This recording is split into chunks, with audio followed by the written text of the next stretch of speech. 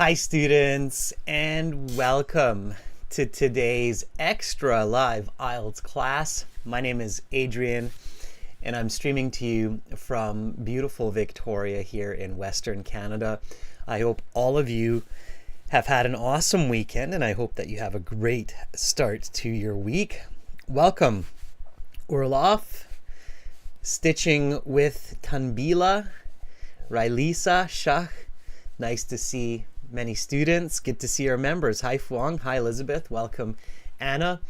Students, in this class we are looking at IELTS listening. This is going to be listening section for the IELTS exam part 3 and part 4. A author speaking about books on art and a professor lecturing about roads. This material will be found in the 6th exam, and the audio for it will be CD 6 track 3 and 4. I will play the audio, so you do not need to worry about having premium access just yet, students. This class is brought to you by our websites, aehelp.com for academic IELTS and gieltshelp.com for general IELTS. Black Friday is coming to an end, but of course, as a web-based company, the good news is you have a few more days to get these awesome 40% discounts on our premium package. We are just starting our Cyber Monday discount, and that will be on for the next 72 hours. Use the code CYBERDAY40 on our websites to get that 40% discount. Once Cyber Day is gone, that's it for the next 12 months. We will not have deals like this. So it is a great time to join the premium version of our IELTS package. For the academic IELTS, go here to aehelp.com. The big red button, Join Now button, is what you need to click on to join the premium version of the course. And it is a one-time payment for lifetime access, so it's the best deal of the year. You just have to enter Cyber Day 40 to take advantage of that 40% discount. And you are getting tons of materials, including the speaking exam that we're going to look at today, as well as other practice tests, computer-based exams, interactive course, lesson plans, workbooks, over 100 video lessons, so lots there for you, and it really doesn't cost a lot of money. We're trying to help as many students as possible, as of course we are world leaders when it comes to IELTS exam preparation. General IELTS, gieltshelp.com, click that button, you're good to go. Students, we are an IDP affiliate, we're a British Council partner, we're an IELTS test registration center, and I'm a British Council agent. You are in great hands with us for your English learning for the IELTS exam. The apps that will link to those websites are Academic IELTS Help in your App Store for the academic website, and General IELTS Help for the gieltshelp.com website. Instagram is IELTS_AEHelp and GIELTS Help. You can check out schedules, interesting reels with videos and vocabulary. You'll find some funny videos of me there with vocabulary as well. And the email for questions is adrian@aehelp.com or admin@aehelp.com. By the way, you can use Shopify. I don't think the Cyber Monday code is activated there, but I'll do that after this class. If you purchase our course through Shopify, actually, you know what? I think the discount code is activated there. But anyway, if you purchase through Shopify, just make sure to send me an email so I can activate your premium course. Students, the schedule for the coming week, November 26th until December the 2nd, we've got the listening exercise strategy practice right now for part 3 and part 4.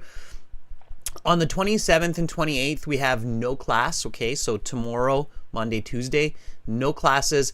And then on Wednesday, we have this extra speaking practice for everybody that will be on Wednesday, and that's starting a little bit earlier, 30 minutes before this time.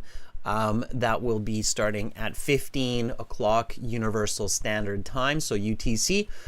I will post this schedule on the YouTube community board. I will also share it through Instagram, so check there.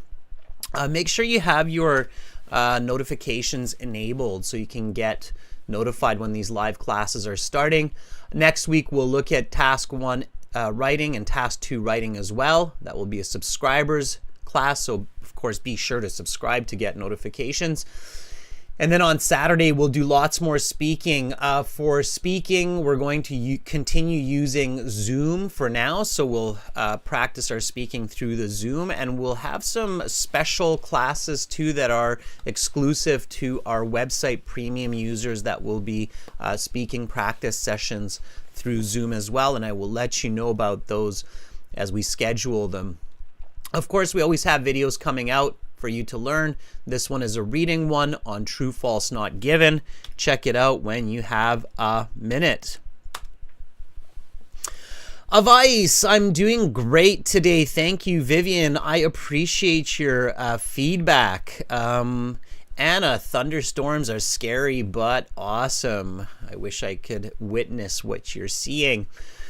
Okay, everybody, so again, remember Cyber Monday discount starts now. The code is CyberDay40 on the websites. Let's get into listening. We covered listening section part 1, part 2 earlier this week, a couple of days ago. If you missed it, not a big deal. That live class is available on our YouTube channel. You can check that later. You don't need to be a participant of that class to enjoy and learn from this one. So no worries. Okay, IELTS listening section strategies. So we're on to the third and fourth. So the most important tip I can give you, and keep this in mind, paraphrasing becomes the most important skill for listening section part 3 and 4. You rarely hear the same words in the audio as in the questions. They will, so the exam will paraphrase in several ways. And let me show you what I mean by that, okay? So we're going to look at this listening here. And, you know, you have this question here, for example, multiple choice. How many books has the guest written? Now, we will listen to the audio and answer these shortly. When you're looking at this question in the real IELTS, first you want to change this into a statement in your head, because likely you're not going to hear a question like, oh, how many books have you written? They will probably say something like, I have authored 2 novels. Okay, so notice that I changed the question into a statement. And of course, instead of written, I'm using the word authored. When you author a book, it means you write it. And instead of the word books, I'm using the word novels. Okay? So the way that you hear the answers are often quite different in the audio than what you see. So you really have to practice this paraphrasing. And there are different ways to paraphrase. So again, one of the huge benefits of joining the premium version of our course is when you do that, and again, take advantage of that Cyber Monday code, then you really get a clear understanding of how the exam works. When you go to your full online course and you go to your key strategies, you open up your course, then you will see an explanation of the paraphrasing strategies used by the exam creators. Okay, so let me show you a little bit of that right now. Here you go. So here are some instances or some ways to paraphrase, okay? So for instance, the simplest way are synonyms, where you have words that have the same meaning, like big and large, or big and huge, or enormous, okay? Lots of synonyms in English. And then you have other ways. So you have antonym negatives, like stay, don't go. In the audio, you might hear something like, please stay for a moment, or don't leave just yet. Okay, so there are antonym negatives, right? -1 times -1 equals +1. In math too. So there are idioms, expressions, and there's grammar and descriptions. So these are the ways that the audio will paraphrase the questions. Is that clear, everyone, or was that a little bit too fast? So you'll have what's called synonym paraphrasing. Okay. You'll have antonym plus negative. Okay. You'll have descriptions, where they'll describe what you're looking at in the questions. They'll have grammar. The question that I just showed you here, by the way, that would be considered grammatical paraphrasing. So how many books has the guest written? It's present perfect question, but you hear a present perfect statement. I have authored 2 novels. Alexander says, okay, got it. So, and here's the tricky part. If you thought, wow, that's a bit tricky, that's complicated, right? Well, you notice that in this example here, I'm using both grammar and I'm using synonyms. Okay, so that's how IELTS examiners basically increase the difficulty of the listening section. So part 1's the easiest, part 2 becomes more difficult, part 3 more difficult. And the way they increase the difficulty is in part 1, you hear the same word often. Part 2, you start to hear synonyms. Part 3, you start to hear lots of combinations of synonyms, grammar, idiomatic language. And then in part 4, you get like really combined paraphrasing where the information will sound quite different. So that's the big secret. We just released a short video, by the way. Many of you saw that, where we say, what is the secret to IELTS? And we say it's paraphrasing. It really is. That's how the examiners increase the difficulty of questions, as they use more challenging paraphrasing for the information. Does that make sense? So Iman is asking me right now, like, how can I improve my listening score? And Iman, aside from kind of the common answers, like listen to a lot of English, listen to BBC radio, right? So this is Iman's question here. Iman Ahmedov says, Iman Ahmed says, how can I improve my listening score? Well, of course, listen lots, visualize, so picture the information that you're hearing. Now, staying on topic, Iman, the way that you can improve your listening score is practice paraphrasing. So practice lots of paraphrasing of listening questions and audio. Okay? And use their... Can everybody still hear me? Okay. Seems like there was a disturbance in the force there. All right. Yeah, Alexander says, sure. Okay. Let me just do a quick refresh here on what's going on my end. All right. Interesting. Must have been some kind of a server at YouTube. Everybody can see me okay? Yeah? Awesome. Okay, so these are the paraphrasing strategies. And again, the more advanced in the listening, the more advanced paraphrasing strategy. Okay? All right, let's do a little bit of that. So we'll listen in just a moment, but let's do that. So here, you try to predict how will the audio paraphrase this content.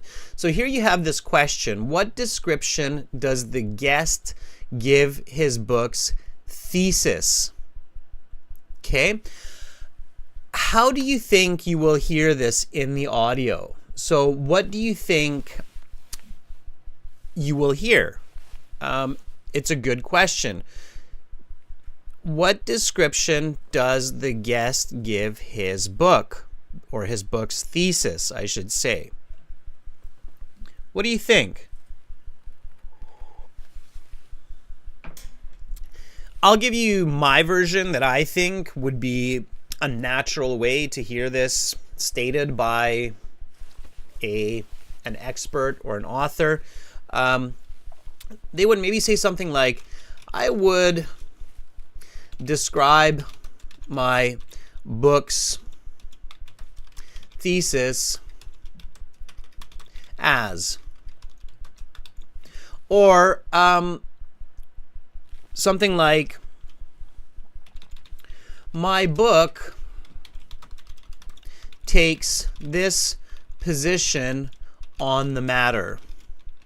Okay, your thesis is your position, it's your opinion or your argument. You might say something like, my novel has this argument to present. Okay, Anna says, how the guest explains the thesis of his book. Anna, you want to change questions into statements, okay? It's quite rare that you will actually hear a question in the audio. So you need to immediately think about, okay, that's not going to be a question. It's not going to be like, how would I explain my book? I think I would say, so it's going to be a statement. Like, I would say my book's thesis is, okay? Does everybody get that? So one of the reasons it's hard for people to catch multiple choice questions when they're questions like this is because you don't hear the question. You think you're going to listen to a question or hear a question, but you don't hear a question. You just hear a statement. You just hear the answer, right? So in your head, when you're looking at the questions in your review time, you want to think, okay, this is going to be a statement like, I think my book's thesis is this, or my book clearly explains this thesis. Okay? Yeah, so Miriam says, people describe my book's thesis as, or the book presents the thesis as, right, Miriam? The book presents the argument. That would be another way that you could hear that, okay? June, a book's thesis is your argument. It's like your main point. Students, make sure you know this word thesis. It's a very important word in school. It's important for your essays, your essay writing. For graduate students, it's the main concept of your graduate school. So definitely know the word thesis. Okay, good question, June. All right, so I'm probably going to hear this question in some way like this. I would describe my book's thesis as, my book takes this position on the matter. The book presents the argument. Okay. All right, nice. You're starting to get the idea. All right, this one, how do you think you'll hear this in the audio? So here's the statement, here's the question. Sorry, I should say it is a question, multiple choice. And again, the trick to multiple choice, a student asked me this earlier this week, is like, what should I do for multiple choice? I get these wrong all the time. You have to hear the answer, especially for part 3 and part 4 of the listening. You have to listen for the answer. It's very difficult, sometimes nearly impossible, to get the correct answer if you're just looking at choices. Don't worry about choices, okay? So don't even look at the choices, because when they paraphrase the choices and you're hearing the audio, it's too fast, too much information. Even as a native speaker, it's virtually impossible to figure it out by looking at the choices only. Okay, so you have to focus on the question while you're reviewing.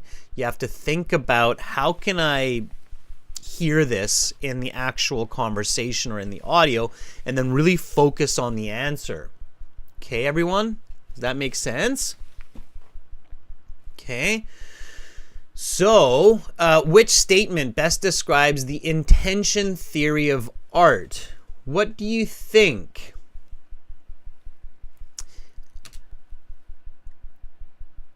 How will you likely hear this information? Yeah, Said Islam, very good. So this is what Said Islam says. Thank you, Said Islam. So Said Islam says, well, there's a good chance I might hear something like this. Okay, Said Islam says, I might hear something like, the best interpretation of the art's intention theory is. Okay, nice. Exactly. That's a great thought right there, Said Islam. So as long as you're thinking about these questions in this way, there's a much better chance that you're going to catch the correct answer. Okay? So students, when you're at home and you're practicing the listening section, a really good exercise, okay, is to go through all the questions in a new listening test, paraphrase them as much as possible, and then listen and check how well you're paraphrasing. Okay? So this is a great exercise for IELTS listening to improve scores. Okay? Take a new test. Go through all of the listening questions for one section. Please don't do all of them. You might even do just a half a section. Go through all the listening questions for one part, or even a half, and paraphrase using synonyms, antonym, negatives, description, grammar, idioms. Okay, do your best. All right, then listen and answer. And finally, check to see how accurately you paraphrased. Compare it to the audio paraphrasing. Okay? Now here's the magic. And it really is. So here's the magic. Here's the magic. Okay? Once you do this a dozen times, you will start to figure out the type of paraphrasing used by the IELTS exam creators. And this will really help to boost your score. Okay? Does everybody understand what I mean? So does everybody get what I mean by that? So just like what we are doing right now in our listening example test here from our website, you go through all of it. So here we did 3 of them, right? We can do one more here. So what is the biggest problem with the intention theory? What is, not question, the major challenge or difficulty? Difficulty is probably more common than saying challenge for a problem. So the major difficulty with the intention theory is that ... So that's my paraphrase. Okay.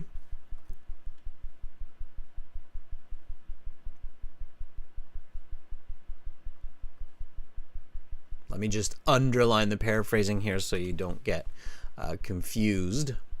Just give me a moment. Okay, so just like that.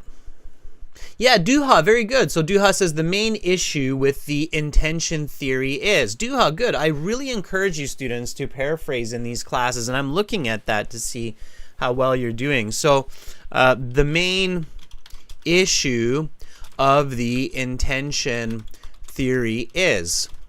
Right, exactly. Okay, so that's the idea. Okay, June, good, you're paraphrasing. Nice, everybody, well done. Okay, So that's what you do. And then you go through all of them, okay?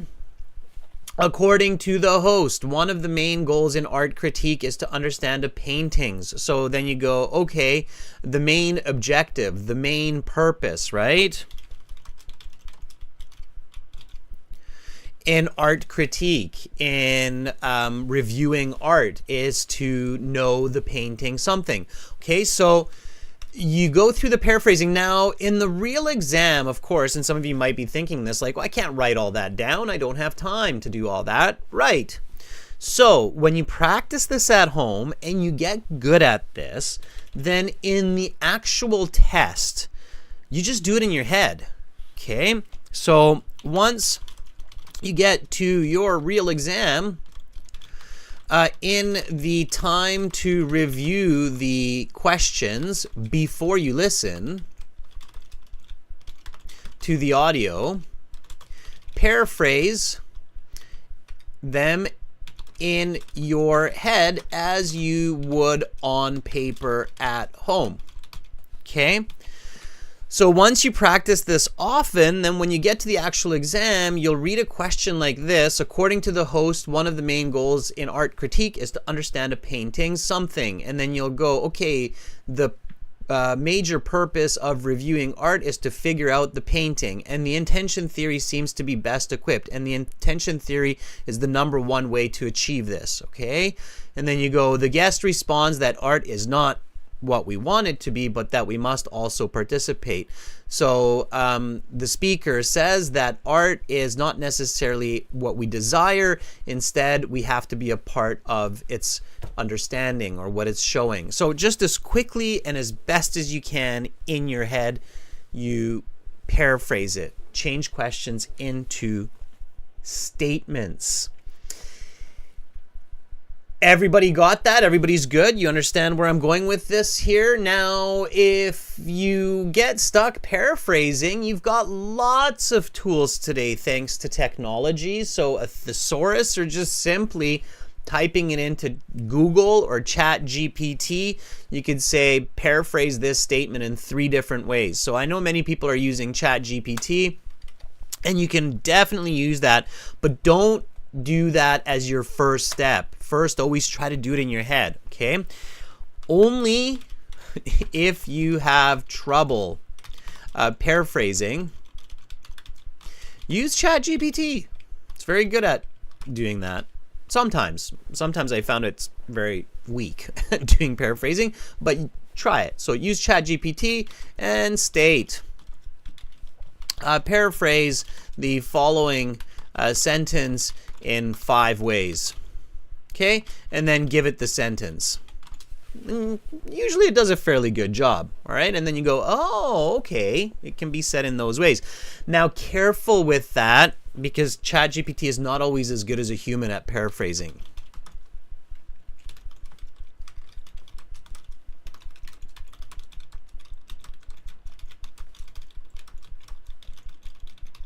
It does have its limitations, okay?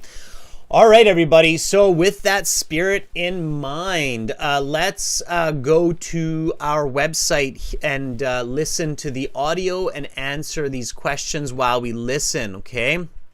Again, everybody, keep in mind that it is the start of our Cyber Monday sale. So we've got the Cyber Day 40 discount code for a 40% discount just for the next couple of days on our websites. So when you go to aehelp.com, log into your My Student account, you can create a free account by clicking the green button that's kind of hidden behind my head there in the video. And of course, to join the premium version, click the big red button and use that discount code, Cyber Day 40. Okay, and then you'll get all of our 6 practice exams and videos and much, much more. You go to your My Student account, and again, we are looking at exam 6 today. We're looking at part 3. So for those of you who have access, it will be in your audio CDs. If you don't worry. I'm going to play the audio right now, and we will do this together. Put your answers separate from the chat. Don't confuse people with bad answers, or don't spoil the fun by giving them the correct answers. Let everybody, or give everybody a chance, your peers a chance to answer on their own. And we will go through the answers together afterwards. Okay, so here we go, everyone. Let's jump right in. This is CD6 track 3. Now turn to section 3. Take some time to look at questions 21 to 26.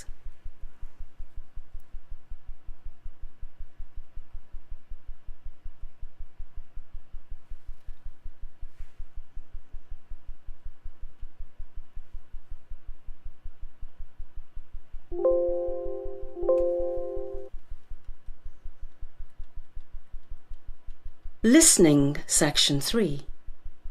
You will hear a radio host and his guest discussing the virtues of various art forms.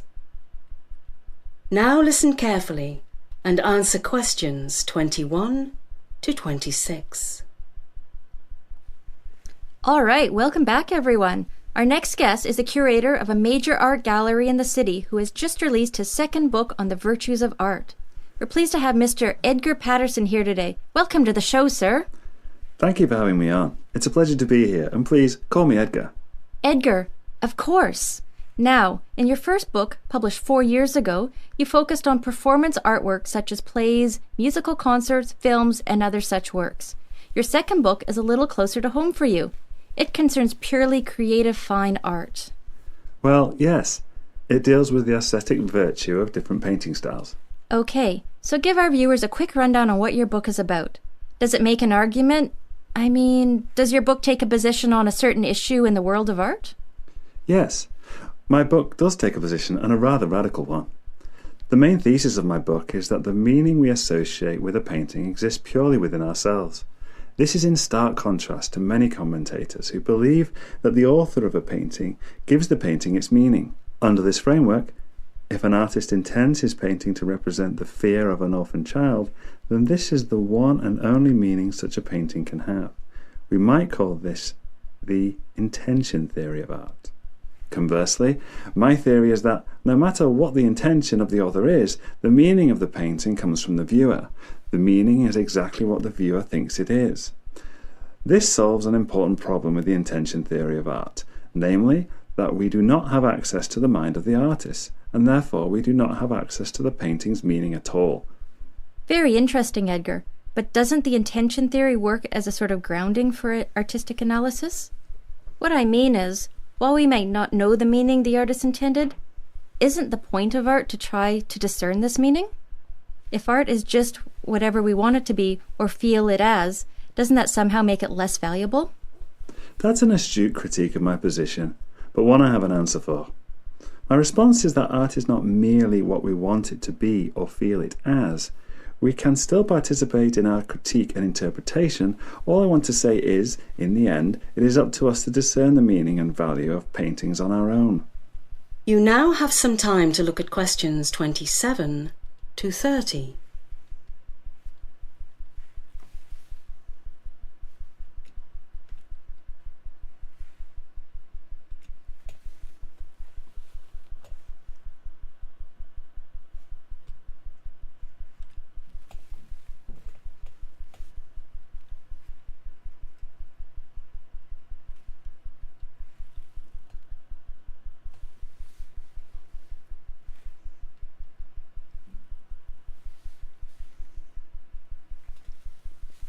Now listen to the rest of the discussion and answer questions 27 to 30.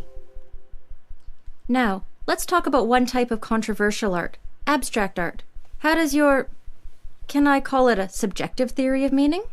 Yes, that is fair. Okay. How does your subjective theory of meaning apply to something like modern or abstract art? Art which doesn't tell an obvious story or have a clear meaning.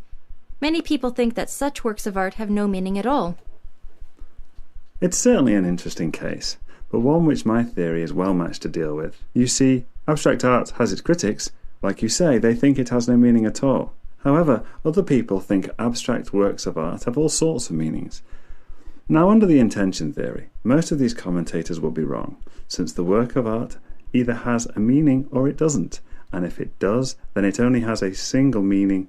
So under the intention theory, only those critics who discern the specific meaning of the artist will be successful. My theory, however, results in each critic being correct in their own way. For example, if, after critically analysing a certain abstract work of art, I determine it is meaningless, then it is meaningless. Because the meaning of an artwork comes from within, I cannot be wrong, and neither can other people. The critic who sees a metaphor for suffering and the critic who views it as something entirely different are both right. We are all correct in our interpretation, as long as we've given the painting a fair critique. What do you mean by a fair critique? Well, I mean it is not enough to merely look at a painting and write it off immediately as meaningless. One must go through a certain process. That said, there are certainly other... That is the end of section 3. You will now have half a minute to check your answers. All right, students, and always check those answers. Now, if you didn't get some of these, don't panic, okay? You never panic in the IELTS. In the listening section, you can figure out a lot of the answers, even if you missed them during the audio.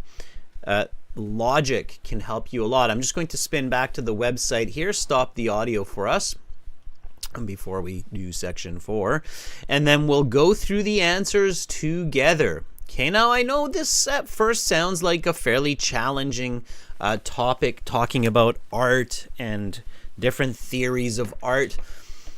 If you did some good paraphrasing, if you understand the main concepts, it's not actually that bad. If you missed it, yeah, then it will be tricky for sure.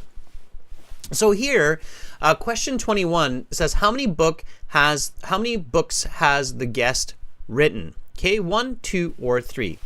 What's the answer here, everybody? Is it 1? Is it 2? Is it 3? Okay. Cook Food says 2.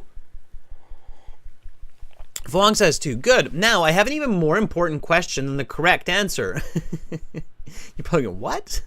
How can you have a question that's more important than the correct answer? What is the main paraphrasing used to give us this answer? And this is another great strategy that you can use to figure out how the listening section works. So what is the main strategy or paraphrasing strategy used in the exam to paraphrase this? Is it synonyms? Is it antonym negatives? Is it a description? Is it grammar? Is it idiomatic language? What is this from the 5? So like I said, it's a 5 different way of paraphrasing, and it's sometimes a combination of 2, but one is dominant. Okay, so let me see where I put these. So I put them here. Okay, so you've got synonyms, you've got antonym negatives, you've got descriptions, you've got grammar, and you've got idiomatic language or expressions.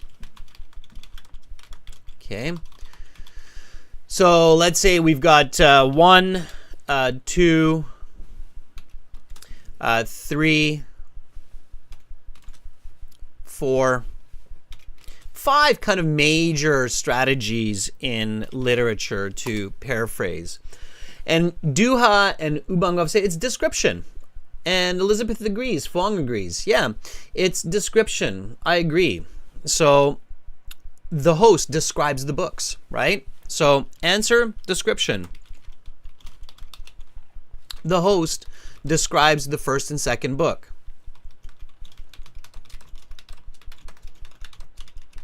Okay, and if you catch that, if you go, oh, the host just said your first book was about this, now your second book is about that. Okay, so it's being described. There is some synonyms, right? Second means 2, but it's mainly or mostly a descriptive paraphrase to get the answer. All right, everybody got that, right? Okay, here, what description does the guest give his book's thesis? Opposition, radical, intension theory. What's the answer here? A, B, or C, according to the audio? Okay. A lot of you are saying B, radical, and it's good. What paraphrasing is used for this one? What's the main paraphrase?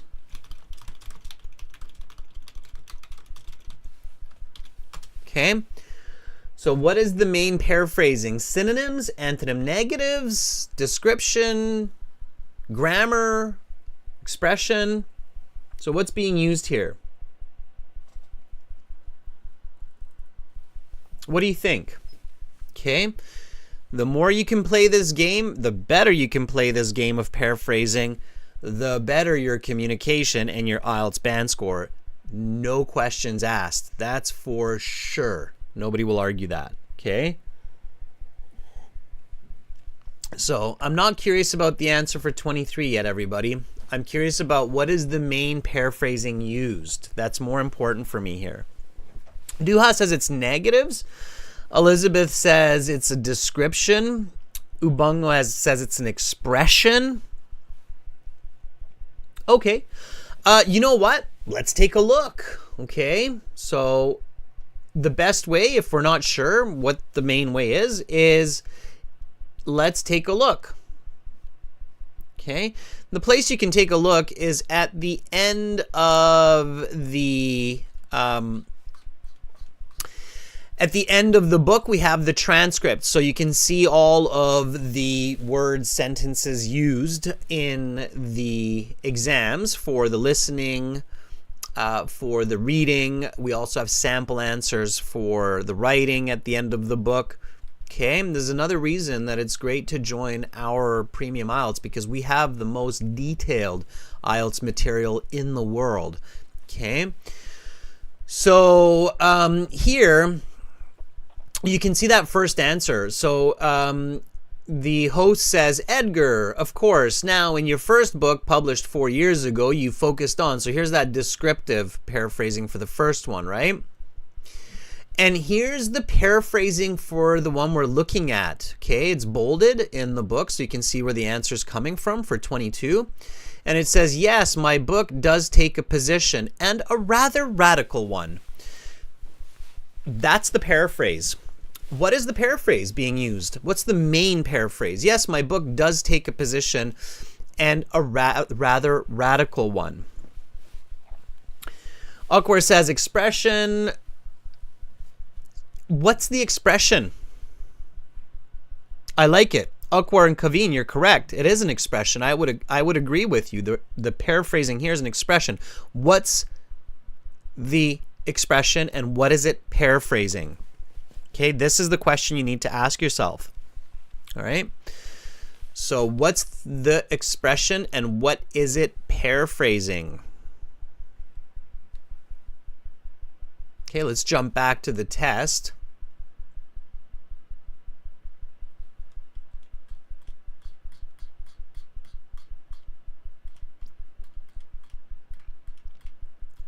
Okay, so here is the question again. What is it?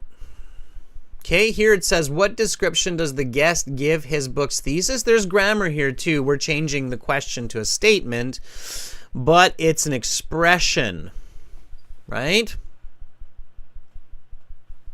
Gets tricky, right? This is the challenging part of listening part 3 and part 4.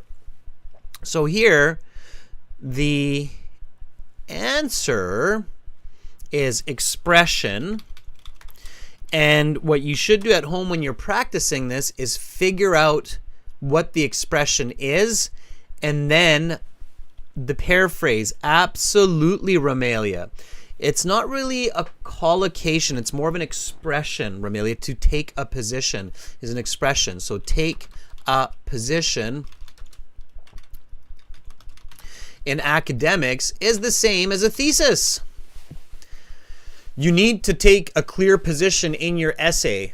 Your teacher is telling you your essay needs a clear thesis. Okay? So if your teacher says you need to take a clear position in your essay, it means your essay is missing a clear thesis. Does everybody understand that? Yeah? So take a position in the world of schools, universities, graduate school especially, means your thesis. What's your thesis? What's your statement? Okay? Everybody got that?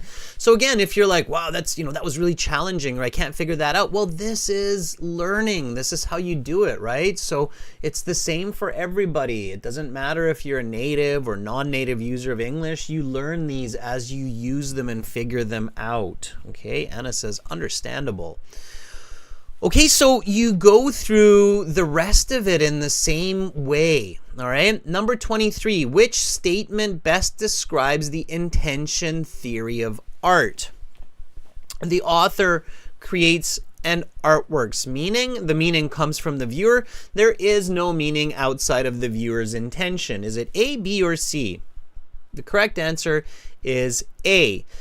Now, I won't be able to do the paraphrasing for all of these because then you will be here for the next 3 hours or so, and I still want to do part 4 of this listening for you. But for all of you who have access, especially to the premium package, I definitely recommend that after this class, you go through every single one of these questions and figure out what is the main paraphrasing strategy being used.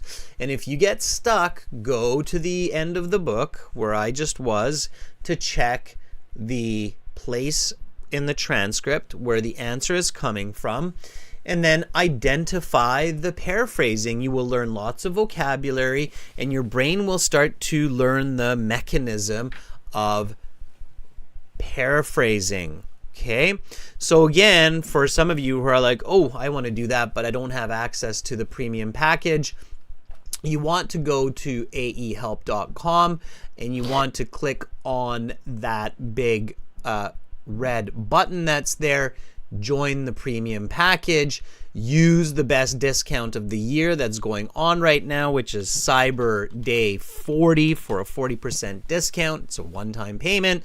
And then you go to your My Student account. You go to your audio CDs. This is exam 6 that we're working with today. You can download the exams in the paper form here. Just make sure that you use your email for your password. Don't use mine, use yours, okay? The PDF will be coded with your email for the password, okay? And then you can check the back of the book, all right? Okay, everyone, let's go through the rest of the questions and move nicely forward to the fourth listening part. Okay, number 24. What is the biggest problem with the intention theory? Okay, now also use logic, all right? So the intention theory says that the painter, so the person creating the painting, they're the ones who create the meaning of the art, okay? So I'm going to draw this, and you say it's a stick man, and I say no, it's not a stick man, it's actually a funny looking tree with a basketball stuck on the top of the tree. And you go, but no, it's a stick man.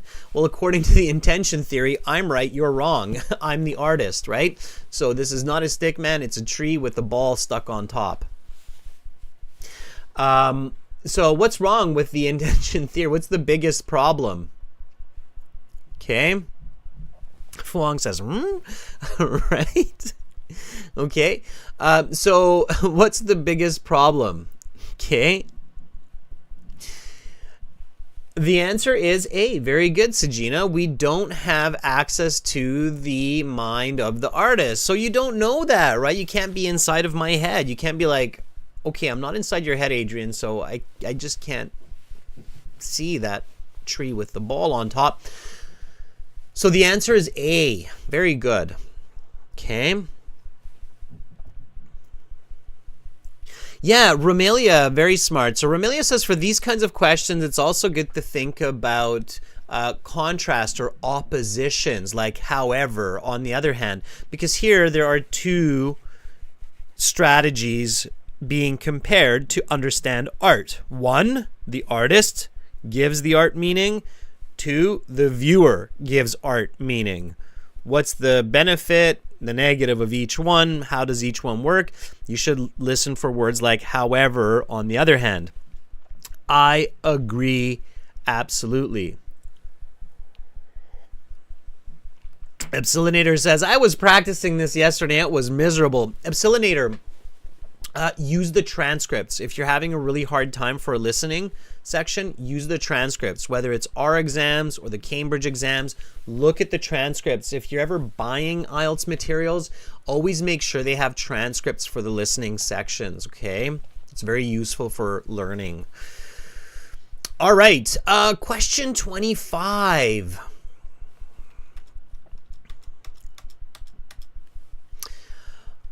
According to the host, one of the main goals in art critique is to understand a painting's something, and the intention theory seems best equipped for that. So to understand what? You have to fill in no more than 2 words.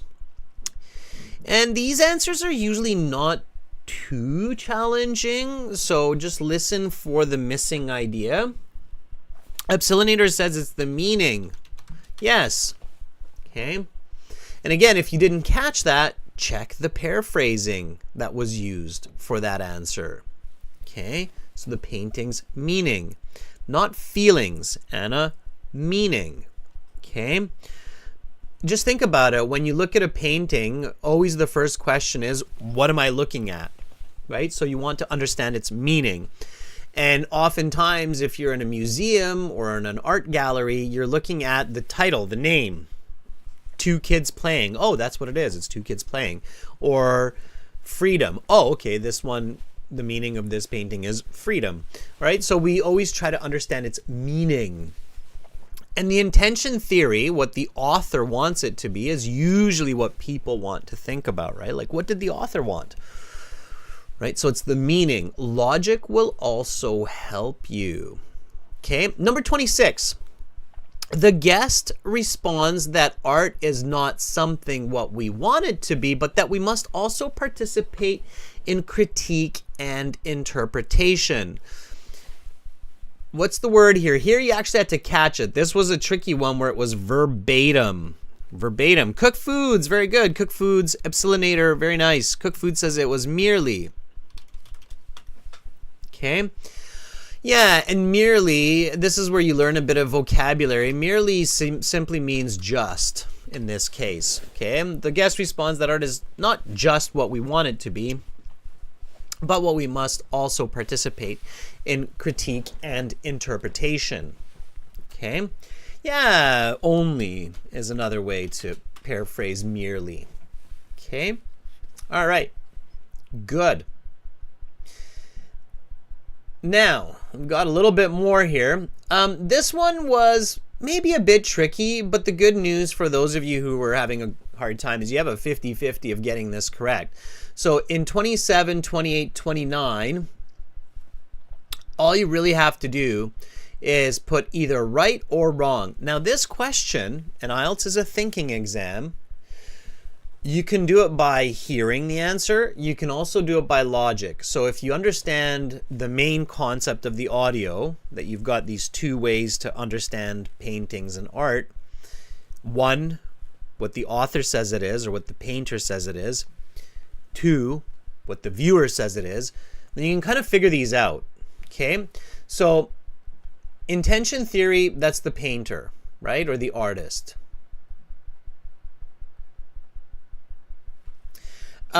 Subjective theory is the viewer. Okay, so painter versus viewer. Okay, here's the situation. Critic thinks critically about an artwork and judges it to have no meaning.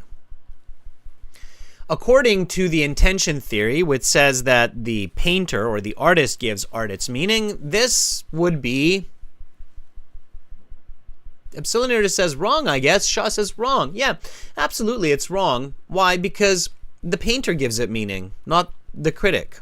So this has to be wrong, right? Even if you didn't catch them talking about it, they do say it, and you can check the transcripts for where they say it. But even if you missed it, if you understood the main idea of this listening, then you can figure out that that's wrong. Students, a lot of questions in the IELTS listening, you can get the correct answer as long as you use logic and understand the main concept. That's a really important tip. I've tested a lot of the IELTS exams, and I realized that about half of the questions you can answer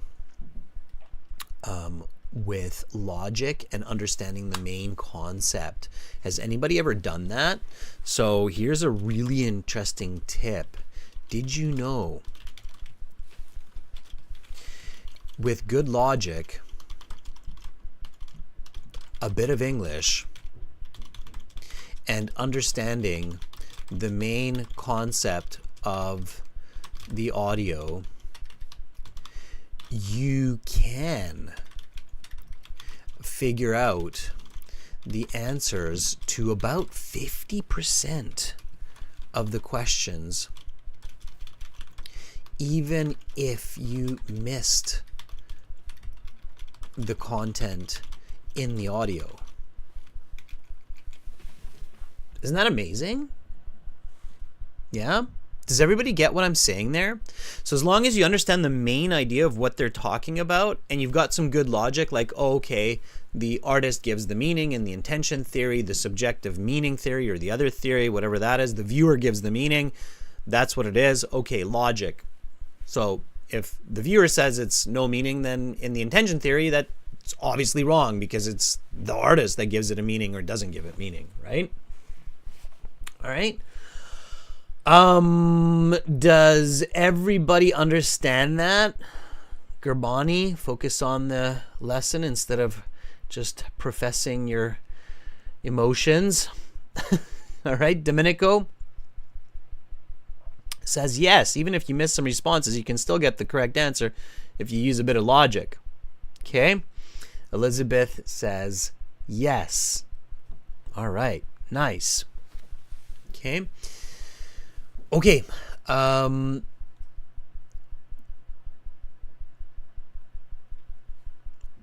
Good. Let's get back to it. So here the answer is wrong.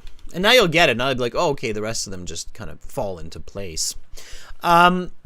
Next situation. Critic does not think critically about an artwork and judges it to have no meaning. According to the intention theory, where the artist gives it the meaning, it's wrong. And according to the subjective meaning theory, it's, what do you think? 28. A lot of you are saying wrong. Absolutely, because you get it now, right? The speaker clearly says you can't just say art doesn't have meaning by looking at it for 2 seconds. You have to really look at it. And then if you still think it has no meaning, then you can say it has no meaning. But you can't just go, did you look at it? All right. So the subjective meaning theory says you can only accept the viewer's opinion if they actually talked about the art and explained why they don't think it has meaning. Okay. All right. Next one here. The critic understands the author's meaning. Okay. So the critic looks at the art and they understand the author's meaning. They know, oh, this is what the author has intended here. This is what the artist is saying. Subjective meaning theory says, yeah, the artist is right. And the intention theory says, yeah, they're right. Because the author gives it meaning. If you get that meaning, it's what it is. If you look at a lot of those super realistic paintings, then you can see exactly what's happening. Okay? So, wrong, wrong, right. These are your answers. Now, the last one, this is called an inference question. This is where you have to kind of understand the whole concept. And these questions, they encourage you to understand the main ideas of the audio. Okay? So, it's called an inference type question. you can actually figure this out in your review time or after the audio, or when you're transferring answers to the answer sheet, by looking at this and then remembering what the audio is about. So here it says an art critic is viewing a painting for the first time and wants to critique it using the subjective meaning theory. Determine whether the critic has satisfied the constraints of the theory with regard to his critique of the painting. So you have a person here who's looking at a painting and they're trying to figure out what it means. It's just a really fancy way of saying that. And then A is the critic has satisfied, so the critic is using the theory correctly. B, the critic has not satisfied. They're not applying the theory correctly. The critic looks at the painting for a moment. Red light. Red light. Okay, just a moment. And concludes from his initial impression that the painting lacks aesthetic value. Aesthetic value means beauty. A, the critic has satisfied. B, the critic has not satisfied. The correct answer here, of course, is, with logic, B.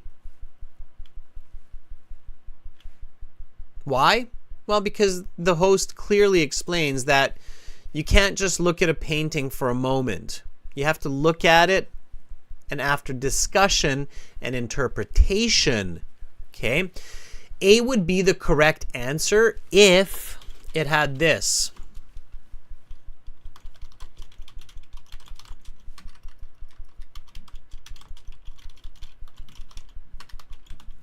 Okay? If this part were included, then it would be A. Okay, makes sense? Yes? And some of you might be thinking, really, IELTS, is this challenging for some of the sections? Absolutely. Yeah. For those of you who have taken IELTS, especially if you took it once or twice, you probably will say, yeah, no, I had an IELTS part 3 or part 4 that was like this, where it was just a really challenging topic, and it was quite hard to figure out. It was about math or physics or biology, and it was really challenging. Of course, they're looking for Band 8, Band 9 candidates as well, so they're going to have some really challenging topics. It's not an English as a second language exam. It's a proficiency exam, and it's testing for people with very high levels of proficiency, regardless of native or non-native speakers. So prepare yourself for this type of content, okay? All right, everybody. How did you do? I know that was a toughie, but it's okay. We'll have some smoother sailing ahead. How did you do? What did you get out of 10 on that? June, Anna, 7's not bad at all for a question. Cobra, Miriam, even 5 for a part that's as challenging, where the topic is as challenging as that. It's not bad. Okay. All right. It's good.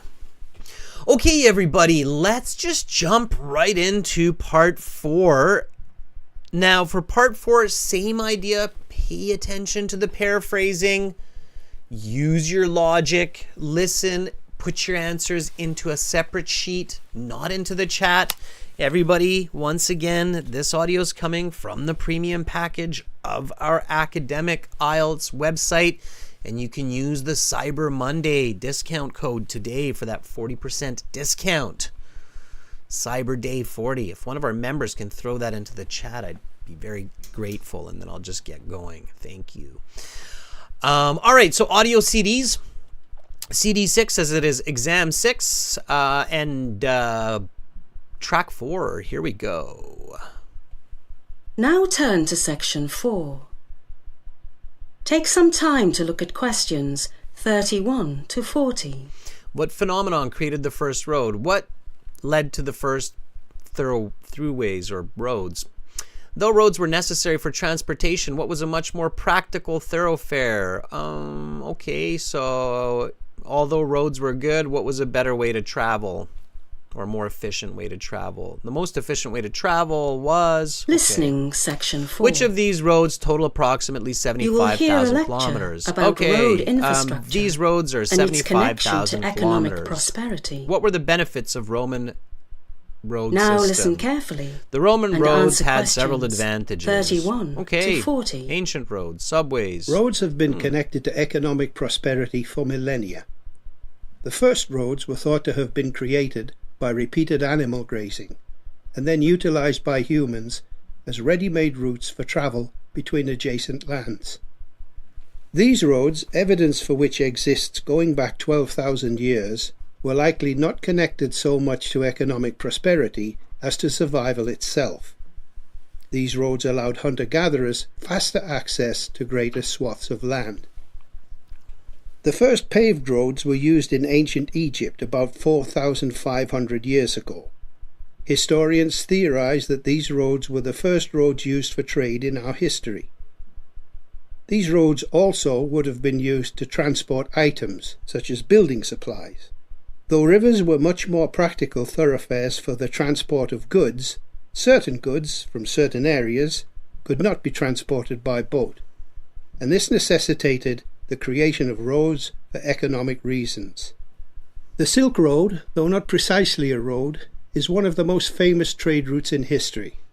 Composed of many types of road, the Silk Road stretched from China and Thailand in the east all the way through the Middle East and terminating in Western Europe. These different routes of the Silk Road brought myriad items from the east to the west, including, of course, silk.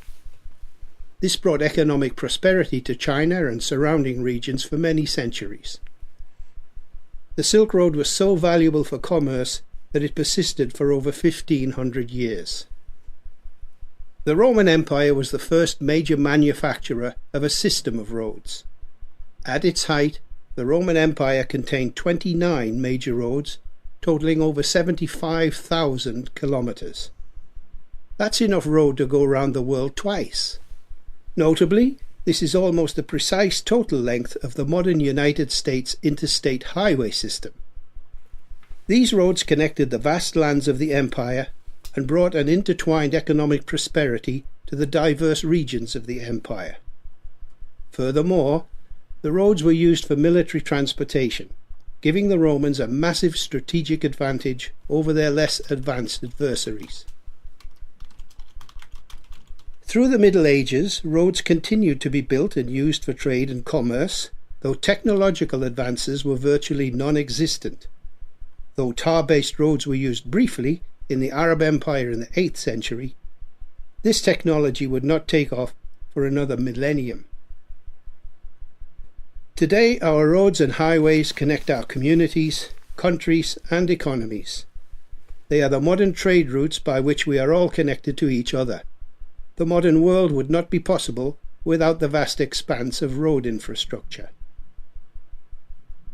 One interesting development in the history of road infrastructure was the advent of underground systems. The first such system, the London Underground, opened in 1863. Such subterranean routes greatly increase the volume of human life that a city can sustain, thus increasing that city's economic output. London would not be a fraction of the economic powerhouse it is today without its underground rail system. The same can be said for virtually every other major economic centre. Underground systems are the next generation of economic generators. While roads move goods which create economic prosperity, underground systems move human capital, which creates further economic prosperity. What is the next great advance in ground transportation? Some futurists have theorized about a system of tubes propelled by air pressure or other means, which would transport individuals vast distances in short times. Such a system could move humans at unprecedented speeds, perhaps with an economic footprint far less than that of subterranean networks. Such tubes could even be built underwater. Imagine such a system connecting New York to London or Tokyo to San Francisco. It would be incredible. Whatever lies ahead for humanity, roads have gotten us to where we are, and they are very likely to play a prominent role in getting us to where we will be next, in one form or another. That is the end of section 4. You will now have half a minute to check your answers. check those answers. All right, students, we'll check them together. So again, make sure to use all that material. You've got lots. You've got hundreds of hours of study materials on the websites. Join it. Use Cyber Monday, Cyber Day 40, and you'll get all of those. All right, let's look at the answers here. So let's jump back. Lots of paraphrasing, obviously, lots of great vocabulary. Number 31, what phenomenon created the first roads? Very clearly explained here. He says this created the first roads, and they were probably used for survival more than any other purpose. Yeah, very good, Epsilonator. It was animal grazing. Epsilonator, I have a feeling you practiced this listening just before this class, maybe yesterday, which is good. It's good strategy, okay? Animal grazing means the animals are eating, and they're basically chewing a road through the forest, and their hooves and feet are stomping the road through the forest. Animal grazing. Are these roads still used today?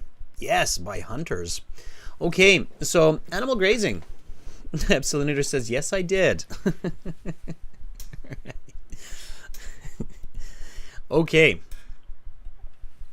Though roads were necessary for the transportation of many goods, what was a much more practical thoroughfare? Thoroughfare means like a route for travel. For the transport of goods in ancient times. And if you remember your pictures from your books in school, then you'll remember these. You'll be like, oh yeah, there were some pictures in school about that. So what were used more than roads? Roads were difficult to build back then and expensive. So instead, very cleverly, humans used rivers. Right?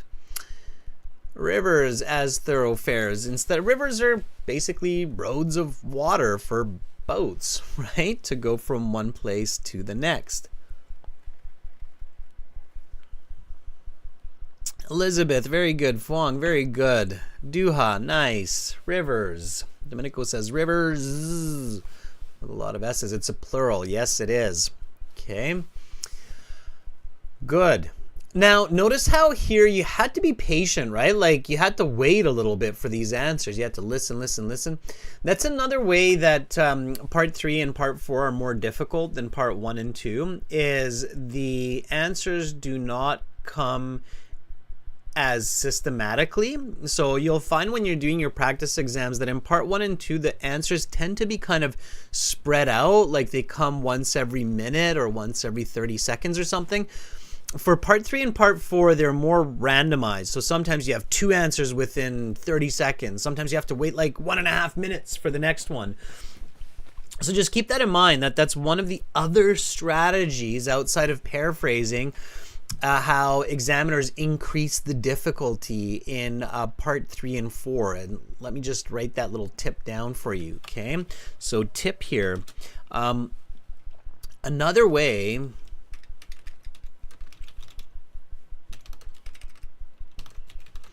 the exam creators increase the difficulty of part 3 and 4 in the listening is the answers come at random time intervals. Meaning you may hear 2 answers quite quickly within 30 seconds, and then not hear the next answer for 90 seconds. Part 1 and 2 are usually more evenly spaced. Not always, usually.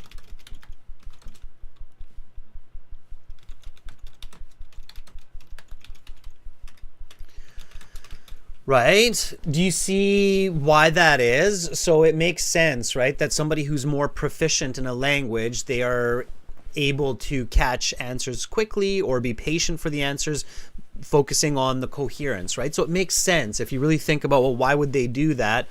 it makes sense because it allows them to see who is better at listening, right? Or who is better at English and at listening, right? That makes sense? Everybody? Yes? Yes? Okay. So yes, so Duha, sometimes you have to be patient, and also at times you have to be really focused because 2 answers could be coming very fast, okay? All right, which of these roads totals approximately 75,000 kilometers? The U.S. interstate system, ancient Egyptian roads, ancient Roman roads, Silk Road, logic, history will help you here as well. 1 and 3, 1, 2, 3, 4, or 1, 3, and 4. The answer is... Huang says C.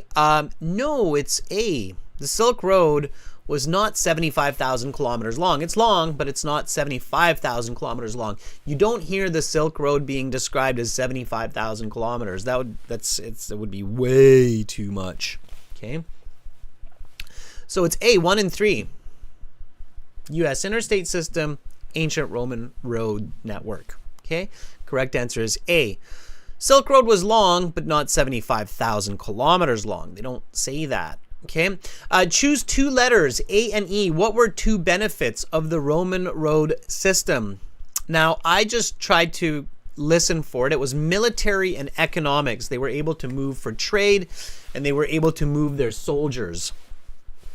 So, for me, you watch those movies. There's a lot of those Roman movies out these days, and you always see the Roman soldiers like marching along on their roads, like da, da, da, da, da, da, we got a big army on the road, and then they always get attacked in the forest when they're no longer on the road, right? So the Roman army never got attacked on their roads. If you watch some of those, there's some really good movie or series on Netflix with those Romans, and you see them marching on their roads all the time in those. So, economic prosperity for the city of Rome? No.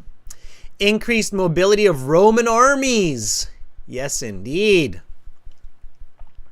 Rapid technological advances? The importation of luxury goods from China? Broad economic prosperity for the empire? Right? Kind of like Star Wars. The Empire. Yes, it was the Roman Empire. It wasn't the Roman city. It was the Roman Empire. Pay attention to details. Correct answers, B and E. If you got 1, you got 1 correct. If you got 2, you got 2 correct because it's 2 questions, 34, 35. Okay? Yeah. It's B and E. Careful with details. They'll catch you in part 3 and part 4. Are you paying attention to detail? They will catch you on that. Okay? There is a city of Rome. Even in the US, there's a city of Rome. But it's not the city. It's the Roman Empire.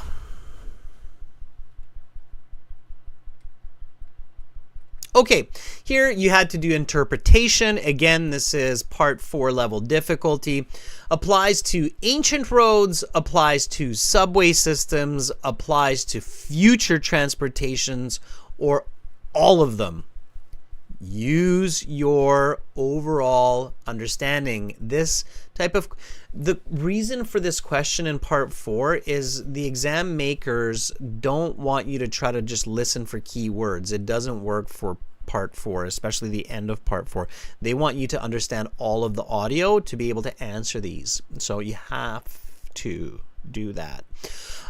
Increases economic activity. Did it happen in the past? Yeah. We just said it did. The Romans did it, right? Is it happening now? Are we moving goods on roads, big trucks? Yeah, sure. So if it applies to A and B, probably has to apply to all of them. In the future, are we going to move merchandise along our roads? Probably. Who knows, though? We might switch to flying drones. But anyway, according to the audio, yes, probably. So, D, right?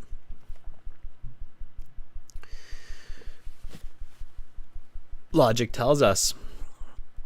Responsible for the growth of modern cities. Modern cities. Ancient roads. Did ancient roads build modern cities? Not really. Not according to the speaker. Applies to subway systems. Definitely. Applies to future transportation. Who knows? So here the correct answer is B. If you got B, Fong Alexander, Cobra Gaming, nicely done. Then you got it right. Okay. Used for military transportation. I always get a good laugh of this one. You should not get this one wrong, okay? Ancient roads, yes. I just told you about those marching Roman soldiers, right? Subway systems. I hope we don't have politicians that are crazy enough to put soldiers into subways. Okay, it's a scary thought. Obviously. Moves human capital. Ancient roads? Yes. Subways? Yes. Future roads? Probably. D. Right? Makes sense. Again, if you didn't catch those, logic will help you. Will move humans at unprecedented speeds around the world. It's not doing it yet. It will do it. So I know that's future tense or future participle will to future tense. Applies to all of the above? No. C. So your correct answers, and again, if that was a little bit fast and you didn't catch all of that, it's because you need interpretation here. So the question is, did you understand what you were listening to or didn't you? If you understood the main points of this lecture on roads, you should get these 5 questions relatively easily. If you didn't, then it's going to be tough at times. But logic should still be your guide, everybody. So D, B, A, D, C are the correct answers, right? Okay. How did everybody do? And for those students especially, I'm curious, that were here last class on Friday. So if you were here on Friday as well, add up your scores and you can tell me what you got from 40. How did you do? How did you perform? Did you get 27? Did you get 36? What did you get? How did you do? Cobra Gaming says, I got 29. Fuang says, I got 32 on this listening exam. Epsilonator says, probably 36. Okay. Sure, let's check those scores. Students, there is a place you can check those scores on the website. The URL is www.aehelp.com score calculator. That's it right there. Let me just go to that. So score calculator, there it is. So Cobra Gaming 29 is a band 6.5. You can just see it right there. That's pretty good. Okay. 32 Fong is a band 7.5. Okay. And Epsilonator 36 is a band 8. Okay, you can check your reading scores there as well. And again, students, you see these red buttons here. If you can, if you got a couple of bucks to spend and you really want to save yourself a lot of time, headache, and just learn a lot of good English communication and great scores for the IELTS, visit our website and join the Premium IELTS package. There's no time like today because we have our Cyber Monday discount code going on, and you just enter Cyber Day 40 for 40% discount. This discount is gone in the next couple of days, and then after that it's back to full price. So use it. Let me just swing back to our notes, students. So again, the Cyber Monday code, yes, here it is, Cyber Day, Cyber 40 on the websites, aehelp.com, gieltshelp.com. Students, we're going to have a speaking practice class on Wednesday. That's the next class. I'll post the new schedule a little bit later today. I'll show you what it looks like. Okay, thank you everybody for your participation. Yeah, Fuang, you have a great weekend too. Yes, Basil, you can book a speaking interview with me through the website. Click on that yellow speaking interview button, okay? This is our schedule here. So we've got speaking, task 1, task 2, writing next week. Lots of classes, so join us. In the 2 days that I'm not doing the live class, check out the website and watch the videos and go through the material as much as possible. Practice that paraphrasing that I showed you today, and you're going to do awesome, okay? For those of you who are sitting tests in the next day or two, good luck on your IELTS exam. I think you're all amazing people. I think English is a very challenging language, but it is definitely a golden key to the world and to a lot of amazing information and content to enjoy life. So stay positive, stay you. You're just beautiful. You really are. Keep that in mind. Much love to all of you, whether you're Domenico in Los Angeles, Phuong in Vietnam, and in the Ukraine. I wish you a great start to your week. Bye, everybody.